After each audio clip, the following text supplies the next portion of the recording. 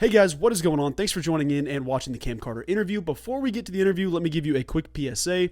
We did have some issues with Wi-Fi and some audio issues, but after doing some editing, we were able to scrub a good chunk of the interview, and I think there's some really great stuff in there, so be sure and check it out. But because of the setback, we decided we're also going to run it back and do a second one in person after the West Virginia game. And even though we had to cut out a good portion of the interview, there's still about 12 minutes there that is really solid and some awesome stories about Cam. But because of this and because of the opportunity to go and talk to him in person, I wanted to open up the conversation to you guys. If you have any questions or comments to ask Cam, be sure and drop them in the comment section below. When we officially meet up after the West Virginia game, I want to kind of run through some of the YouTube comments to see if there's anything that you guys are thinking of that maybe I didn't. So I want to give you guys the opportunity to talk to Cam and ask him some questions. So be sure and drop that below. There is the occasional audio dropout in the video you're about to watch with Cam, but overall, I thought it was awesome. It was a great interview, and I love talking to the dude. So I still was able to get a good chunk of it together, and I wanted to post the video because there's no point in sitting on it. I mean, Cam's a great dude. I want to get it out as much as possible. So without further ado, I'm going to get you to the interview so you can hear what Cam had to say in our conversation. Starting up, one thing that I think is so cool about K-State athletics, and you kind of saw the initial birth of that with Coach Tang, like there was that past history, like the tunnel dances were cycled. You know, you had guys like Clint Stewart, Curtis Kelly. You had a bunch of guys that had kind of done that in their own time.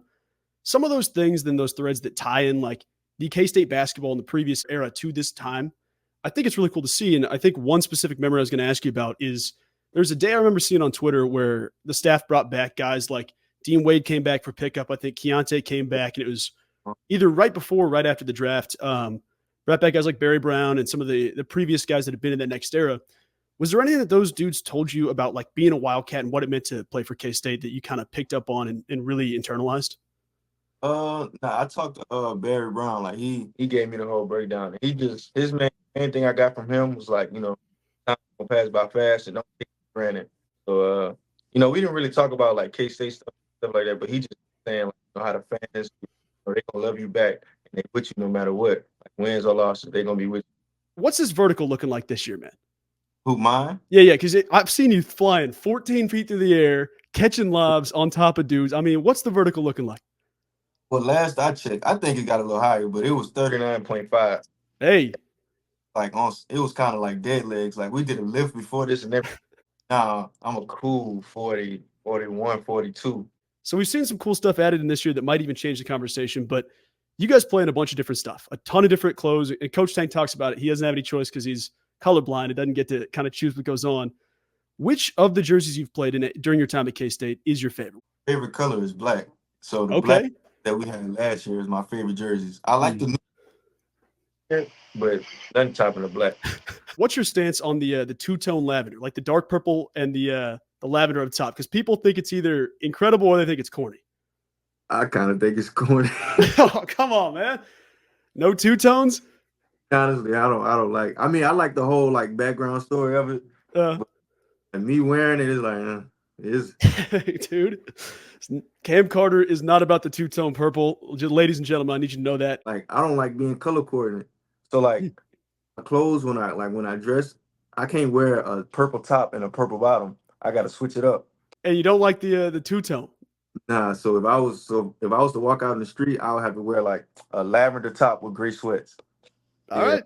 Yeah. Hey, it is what it is. Some people are really not going to like that answer, Cam. I'm going to tell you right now. Watching you play on the court, every so often, there's about 3 or 4 possessions a game where it stands out where someone thinks they're doing something at the top of the key. You're on defense here. Whether it be Oklahoma, OSU, you saw it in the KU game. There's a possession when you're like, all right, hey, I'm Cam Carter. I'm the best defender, best perimeter defender in the country. This is my thing. Watching you lock someone down, the only way I can describe it is like, I think you've maybe seen the clip of George Pickens with the ski mask standing with the arms crossed. That is the way I'm standing, watching you lock somebody down on every TV broadcast, bro. Does it feel the same way? Like, is that the way you describe it? Because it looks like that, man. Sure. Like I had this mentality, like, and I just always grew up like this. It was like, bro, you not scoring on me, man. Yeah, like even like guarding my best, like my friends in high school, like it's all paying for something. Like you score on me now, you got bragging right. He considered the best defender, like. That's gonna make me feel some type of way. So yeah, that's why I'm like that sometimes. Bro, that's awesome. I mean, and also what's cool, I think, is tying it back. Like you've seen a couple of those dudes. Like Keith had some of that, and I think maybe it was also partially like, some offensive schemes look at Keith and be like, oh, we got to pick on him because he's the smallest dude on the court. Keith wasn't messing with that. Keith ain't playing with that. Yeah, no. You saw that with a guy like Barry Brown. I mean, there's dudes that have kind of carried that flag. And so I wanted to ask you about that because, like, Dude, I am maybe the most insufferable person watching you just lock someone down. I Mm. mean, it's just straight yelling through the house, man. It is awesome to watch. But I've had the pleasure of connecting with Coach Rory a little bit on social media. And for those watching on YouTube, it's a guy you work with in the offseason back home in Louisiana. And man, he is just a super cool dude. So I want to give him some flowers real quick. But he'd mentioned like you come from a state where obviously it's a big football background. In Louisiana, there's a ton of dudes going out and playing football. I wanted to ask you your thoughts about like, do you feel like there's any extra chip on your shoulder going out to represent your state and your community when it is kind of that, football first mentality for a lot of those people down there?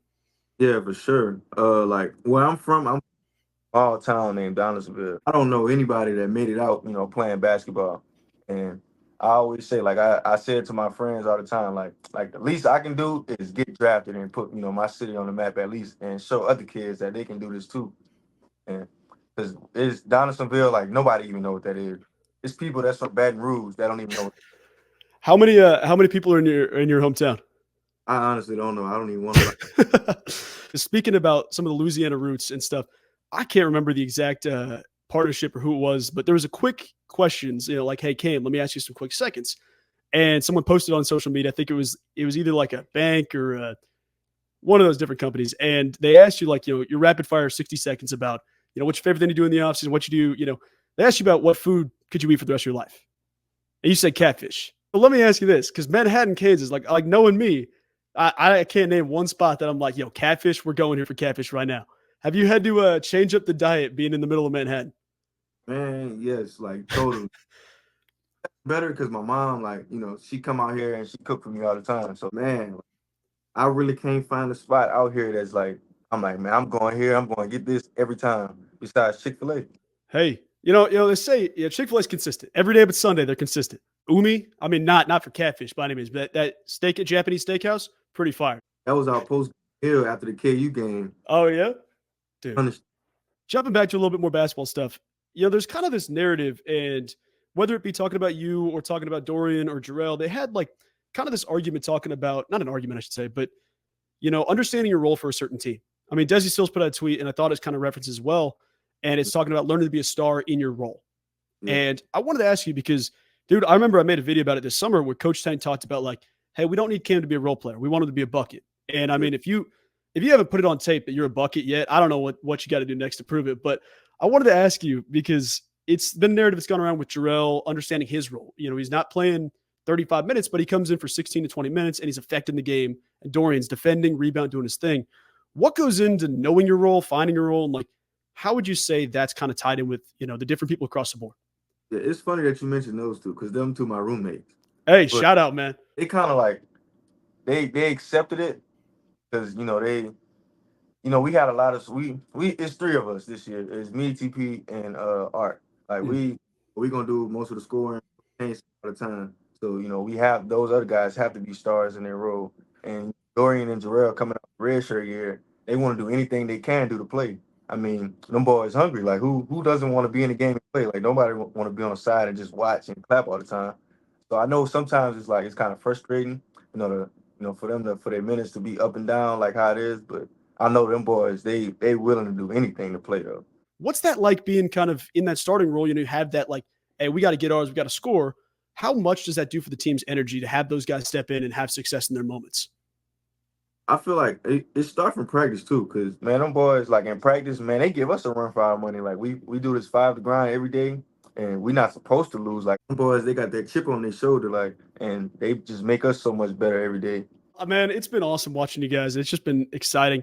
One thing that I think I saw in some offseason stuff, because I know like shout out Cam Bradley real quick while it's on the top of my head, man. Cam does a lot of the social media for the team and absolutely kills it. Did some work and kind of the get to know new guys and getting to know people, playing 2K and stuff. And I wanted to ask you this because I keep coming back to this. There were a lot of musicians mentioned, like, different rappers, different people that people talking about. And I keep hearing, Young Boy gets mentioned with Buddy a lot. Is Young Boy the guy we're bumping in the locker room, or who we bumping in the locker room? Man, they put on like Lil Durk. You might hear Baby every now and then. But if I'm choosing a song, we gonna shuffle Young Boy. We walking in the arena, Young Boy. I'm getting my head right. I'm on bad timing. There's a play specifically about the KU game where K-State was down 3. I think it was coming out of the second half. You guys started going that, there's an 8-0 run, and then you got up to 11 with the and 1 on Johnny Furphy. In that moment, man, does the word weight room get thrown around enough? Because watching you take Johnny Furphy, a 6'9", granted he's a freshman, 6'9" due to the hole, convert the and one, hit the layup, like that was all weight room. Did I hear any weight rooms from the bench come in? Did you hear any of that? Nah, we ain't hear no weight room, but I'm sure Coach Phil, he was happy. I was gonna say, Coach Phil probably had that smile on his face, man. Crazy. I didn't even look at the bench, but I had to, flex a little bit. Oh yeah, throw the shoulders in there a little bit. You're a freshman, you gotta one. You got to let them know, man. I mean, you know, obviously with K-State, you came for your first year, you kind of got some of your looks occasionally last year, man. You got to let them know, especially in Big 12 basketball. It's the best conference in America for a reason, man. Last thing I want to ask you about, and this might not be as much of a question, but I just got one statement before we get out of here. Cam, call 5, baby. Got to call 5. Always available. Always available. Call 5. He gonna pick up in one ring. Damn straight. He ready. He's waiting for the phone ring. I'm going to need a 30-piece out of you at some point this season, all right? Coming soon. All right, I'm ready for it. Or I would also caveat that and say a triple-double. I was just thinking the same thing. Hey, Cam Carter triple-double. We'll run it back on another interview. We'll talk about the triple-double if that gets up. We're gonna cut this clip out, and then when I get the 30-piece or that that's when you post it. Oh yeah, I got you, man. Well, Cam, dude, I appreciate it, man. It's been so great getting to know you, and I mean, I speak for everybody. You know, like my grandparents were talking to me about this interview today, and I was like, oh, I'm interviewing with Cam Carter, and they're like, that's the one that's really good at shooting threes. And I was like, well, I mean, there's a lot of dudes on the court that can shoot threes, but yeah, Cam's that dude. So man, it's been incredible to see what you're doing for K-State, and I'm just so stoked to get to know you and watch you on this journey as you keep going to the next level, man. I for sure appreciate you having me on here, man. Go Cats, baby. Good luck at BYU. Guys, thanks for watching in. Cam, keep cheering on Cam and the rest of the guys this season. And when we hit that triple-double, when we get that 30-piece, one of the two, you'll know where it happened first. Sir.